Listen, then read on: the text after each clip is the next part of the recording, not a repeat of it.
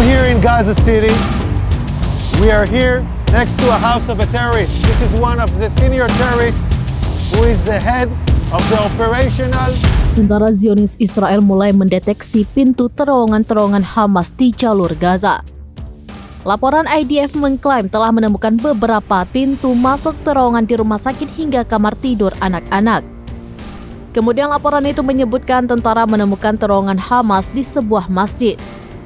Dikutip dari The Times of Israel, pasukan unit pengintai Brigade Cadangan Harel dan unit pengintai cadangan Brigade Givati menemukan terowongan Hamas di dalam masjid Gaza. Penemuan infrastruktur tersebut ditemukan setelah jet tempur dan helikopter menyerang pasukan rudal anti-tank Hamas. Pasukan darat telah menyerang sekitar 200 sasaran beberapa hari terakhir, termasuk operasi teror, lokasi produksi senjata, posisi peluncuran rudal anti-tank, dan pusat komando Hamas. Sementara Angkatan Laut dilaporkan juga menyerang kamp Angkatan Laut Hamas di pantai. IDF menyebut kamp tersebut digunakan untuk pelatihan dan gudang senjata.